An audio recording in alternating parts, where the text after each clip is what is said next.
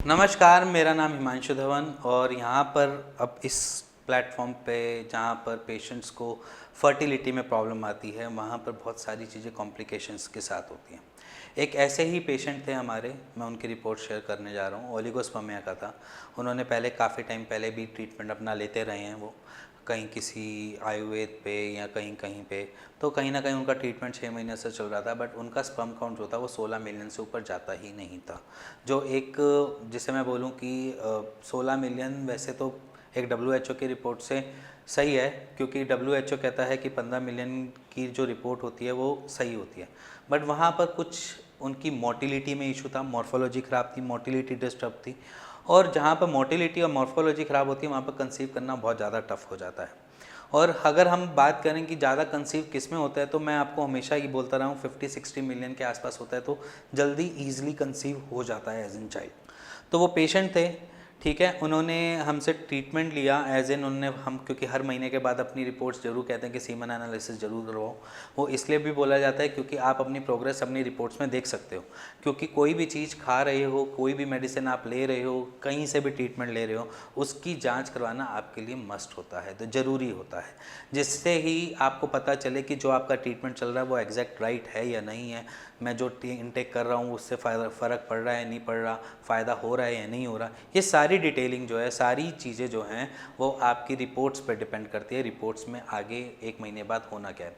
जिनको ओलिगोस्पर्मिया है, अगर वो ट्रीटमेंट ले रहे हैं कहीं से भी, उनकी रिपोर्ट्स जो हैं वो मंथ के एंड में 30 दिन के बाद बढ़नी चाहिए। वो वैसे तो 10 दिन या 20 दिन में के बाद भी बढ़नी चाहिए, बट हम एक ट्रीटमेंट के तौर पे लेते हैं कि महीने बाद वो बढ़नी ही चाहिए।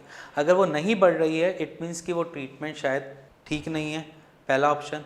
दूसरा ऑप्शन मे बी उनकी जो बेसिक प्रॉब्लम है कोई और कॉम्प्लिकेशंस है, जैसे कि वेरिकोसिल डेवलप हो गया है या नहीं। ये कॉम्प्लिकेशंस आपको यूएसजी स्क्रॉटम में पता चलती हैं कि जब आप अपना कलर डॉपलर करवाते हैं स्क्रॉटम का, उसमें चीज़ें डिटेक्ट होती हैं कि ये चीज़ दिक्कत है। या बायलेटरल स्मॉल टेस्टिस हैं, क्योंकि कहीं कहीं देखते हैं कि एक टेस्टिस डिसेंडेड होता है, एक टेस्टिस सही होता है, एक टेस्टिस डिसेंडेड होने की वजह से बार बार ऊपर भी चला जाता है। ये सारी कॉम्प्लिकेशंस हम नॉर्मली देखते हैं कि पेशेंट्स में ओलिगोस्पर्मिया में दिखाई देती हैं, और जिनमें नहीं होती उनको डाइजेशन सिस्टम से कोई ना कोई दिक्कत आती है। तो एक चीज़ हमेशा समझ लीजिए कि अगर आप वेरिकोसील के पेशेंट हैं तो स्पर्म काउंट कम मिलेगा, अगर आपके सिंगल टेस्टिस वर्किंग है तब भी आपको ये दिक्कत मिलेगा। बायलेटरल स्मॉल टेस्टिस है, बायलेटरल स्मॉल टेस्टिस में ज़रूरी नहीं है कि आपके स्पर्म काउंट कम हो, क्योंकि वो बाय बर्थ स्ट्रक्चरल वैसे है, उसका साइज़ कोई डॉक्टर नहीं बड़ा कर सकता, उस साइज़ को कोई और बड़ा नहीं कर सकता, बट उस स्मॉल टेस्टिस की पोटेंशियल हम जरूर बढ़ा सकते हैं, उसकी वर्किंग की कैपेसिटी को बढ़ा सकते हैं, जिसकी वजह से वो आपको स्पर्म ज़्यादा से ज़्यादा प्रोड्यूस करके दे। और यही केस है, आज एक पेशेंट थे जो हमसे 1 महीने पहले ट्रीटमेंट ले रहे थे, और 1 महीने के बाद उन्होंने जब सीमन एनालिसिस का टेस्ट करवाया तो उसमें उनको QS करके एक लिख दिया गया।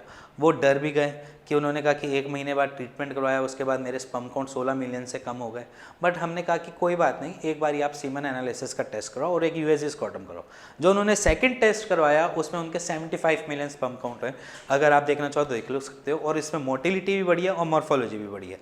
इट मीन्स कि ट्रीटमेंट ने अपना काम किया, बट कहीं ना कहीं लैब वाले की वजह से भी गलती हो सकती है आपके स्पर्म काउंट में, ठीक है। कभी कभार क्या होता है कि इतने कोविड के पेशेंट्स हैं ऑल ओवर इंडिया में, बहुत सारी दिक्कतें हो रही हैं, लैब टेक्नीशियंस के साथ बहुत सारा वर्कलोड होता है, तो कभी ना कभी कोई चीज़ हम भूल भटक जाते हैं। तो ज़रूरी नहीं है कि आपने एक अपना टेस्ट करवाया उसके ऊपर आप फोकस हो गए कि अब यही चीज़ मेरी हो गई, नहीं।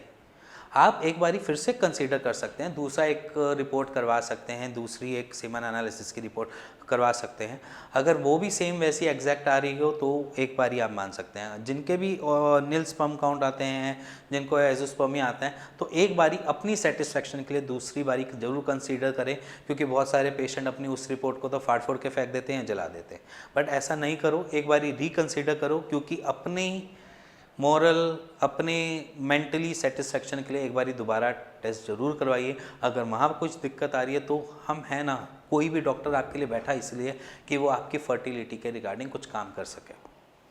तो यही चीज़ मैं हर अपने ओलिगोस्पर्मिया के पेशेंट को बताना चाहता हूँ कि अगर आप ओलिगोस्पर्मिया में हो तो अपनी जांच जरूर करवाओ, क्योंकि हम स्किप कर देते हैं क्लॉट ऑफ काम ये वो, और उनको एक पता क्या होता है, पेशेंट की अगर हम समझे तो हम उनकी तरह भी समझ सकते हैं कि जब एक बार नील आ जाता है तो उनको दोबारा रिपोर्ट कराने में थोड़ी सी हिचक होती है। अब वो हिचक किस लिए हो जाती है, क्योंकि मे भी शायद मेल ईगो, एक हम में एक ईगो होती है कि फर्टिलिटी के फर्टाइल के लायक हों, शायद ये ईगो, या मे भी शायद उनको कुछ अलग सी चीज़ें लग रही हों। तो यहाँ पर आप घबराओ मत, डरो मत, ठीक है। सिंपली अपने लिए ही एक टेस्ट जरूर करवाओ, सेकंड टेस्ट, ठीक है, और ओपिनियन ज़रूर लो, एक डॉक्टर से, दो डॉक्टर से, जितने मर्जी से आप लेना चाहो, आपके पास पूरी अथॉरिटी होती है तो आप लो और उसका एक राइट सॉल्यूशन लो, ठीक है।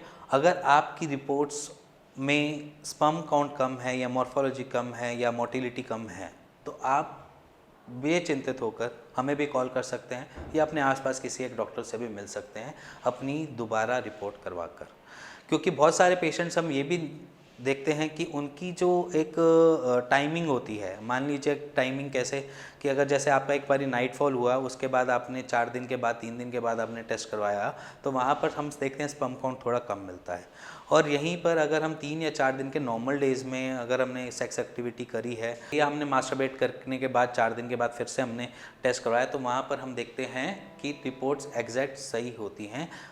जहाँ पर हम देखते हैं कि पेशेंट ने 7 दिन का या 11 दिन का गैप कर दिया है, 12 दिन का गैप कर दिया है और उसके बाद वो टेस्ट करवाने तो वहाँ पर हम दिक्कत में देखते हैं कि उनके स्पर्म काउंट लो मिलते हैं। तो एक बारी अगर आपने लंबा गैप करके टेस्ट करवाया है तो एक बारी फिर से रिकन्सिडर करके उसको 4 दिन के गैप पे अपना एक टेस्ट करवाइए, सीमन एनालिसिस का, वो रिपोर्ट एक एग्जैक्ट होगी। दूसरी जगह टेक्नीशियन अगर लैब आपने थी तो दूसरी लैब से एक बारी टेस्ट ज़रूर करवाइए, उससे भी एक आइडिया होगा। तो ये 2-4 चीज़ें अपनी ज़रूर करवाइए। और ओलिगोस्पर्मिया से रिकवरेबल बहुत आसानी से हो सकता है पेशेंट। ओलिगोस्पर्मिया बहुत मेजर चीज़ नहीं है क्योंकि वो हमारी रूटीन से भी जुड़ी हुई चीज़ें होती हैं। तो ओलिगोस्पर्मिया का अगर आप पेशेंट हैं और आप घबरा चुके हैं कि ये चीज़ हो ही नहीं सकती ठीक, या आपको IVF या IUI वालों ने बोल दिया है कि ये चीज़ आपकी कॉम्प्लेक्स है, आप ठीक ही नहीं हो पाओगे, तो एक बारी आप कंसीडर कर सकते हैं आयुर्वेद ट्रीटमेंट को। क्योंकि आयुर्वेद आज का नहीं, बहुत सालों से बना हुआ है और IVF IUI की टेक्नोलॉजी से पहले भी आयुर्वेद इन सब चीज़ों पे काम करता था और ठीक करता था।